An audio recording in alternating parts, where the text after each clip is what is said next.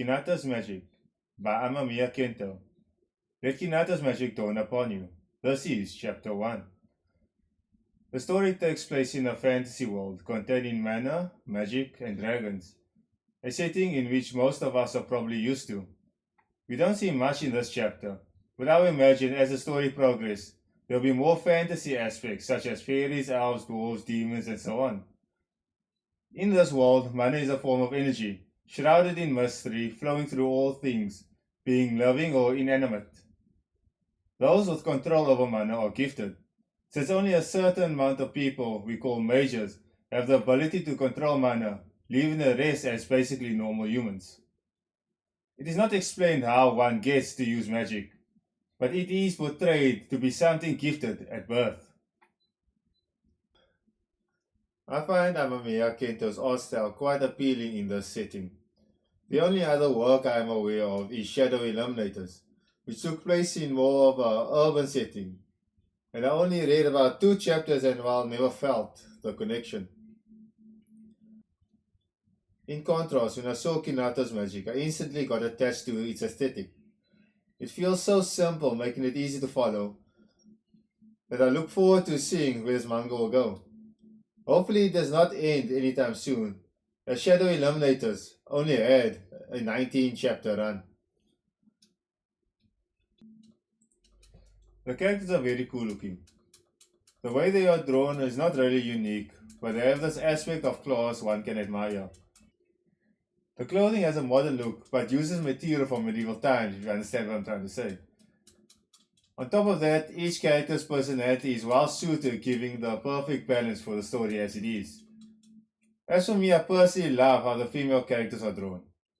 The dimensions is so voluptuous, and not the exact copy and paste for every girl, as Amamiya Kento puts lots of effort in making them different and alluring to multiple preferences. Moving on to the eastern part of the Rahuna Kingdom, there is a small country town called Manukuta. The protagonist of the story, Kinato, works as a Seitai practitioner after he took over his family's business. It is not stated where his parents are, but we can confirm at the very least that he has his grandma, so far being the only family member we know of. Kinato is a mage that uses Seitai magic to perform his work. Seitai is a Japanese therapeutic method used to correct one's body to restore it to its optimal state. So Kinato's magic basically realigns their body and energy.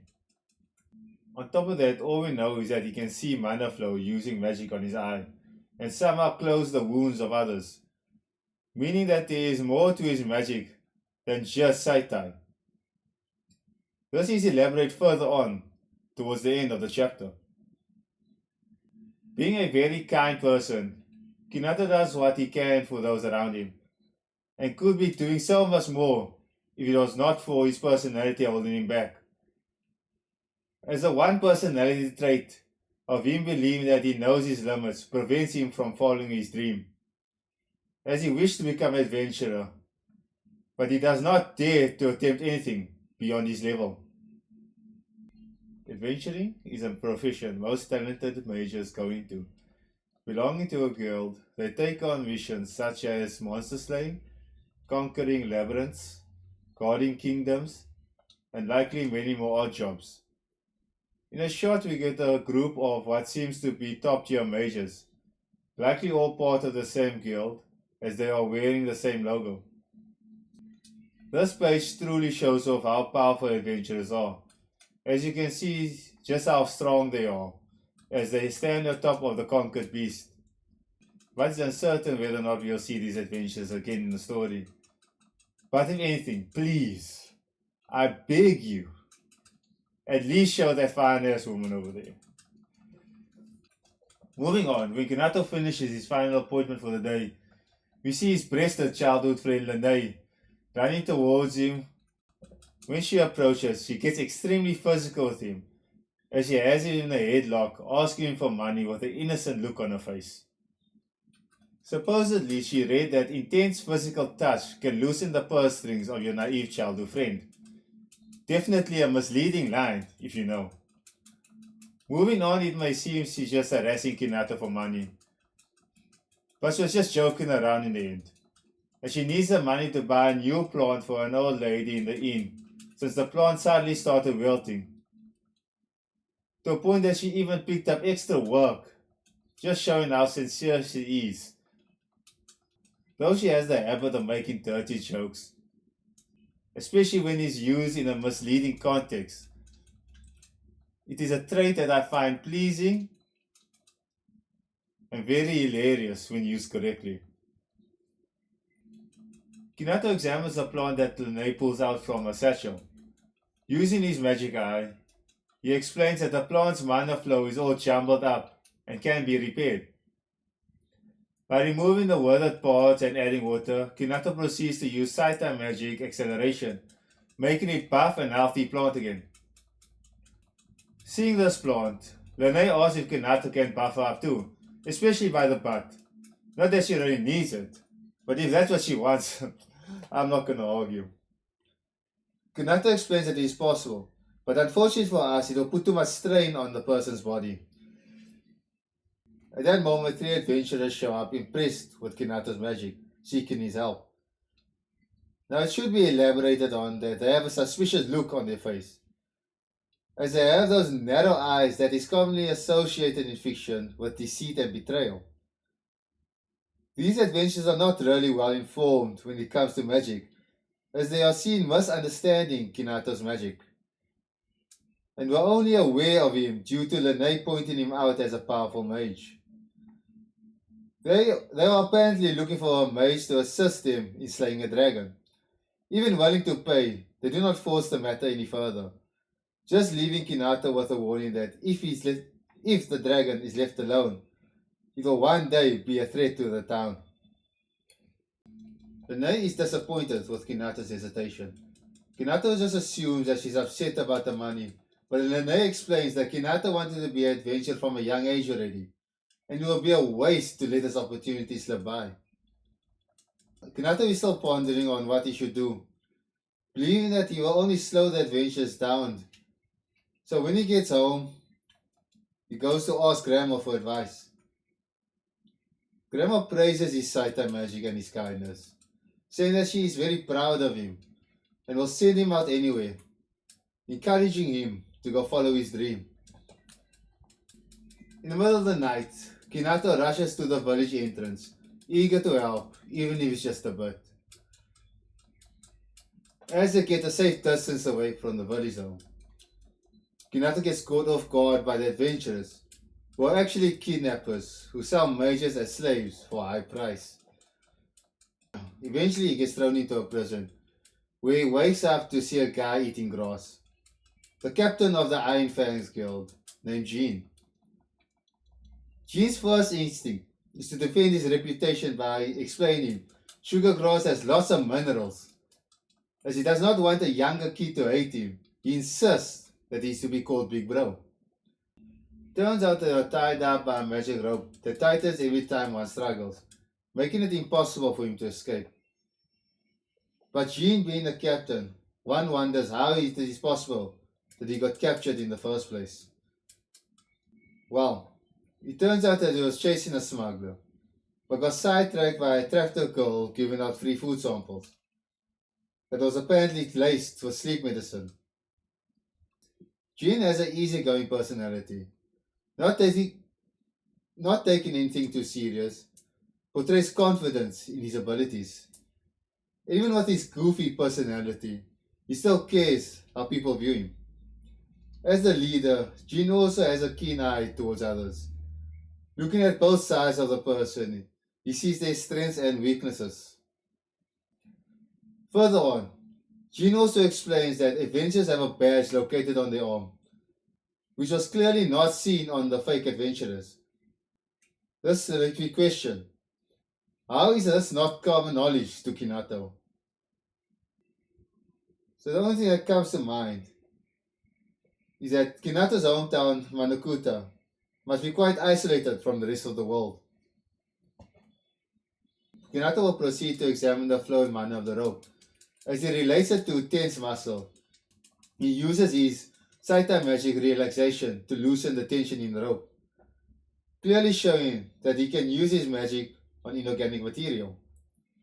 With the two of them free, Kinato intends to run back to the village, but Jin makes it clear that they will need to defeat the bandits first, telling Kinato to leave them to him, and clearly, they are far below his level. Amamiya Kento does an excellent job showing how strong Jin is. Smashing into the ground, Jin blows away all the bandits. Showing the difference in power, it continues with no resistance, as he smashes them all headfirst into the rock, leaving the leader who is hiding, preparing to escape on his own with classified documents. Unfortunately, out of nowhere, a real dragon appears before him, putting an end to the bandits. Meanwhile, Jean is getting praised by Kinato for his performance when they are forced to retreat in face of the dragon. Oh, taking cover behind the rock. They have no backup and no way out, resulting in the only option being to defeat the dragon.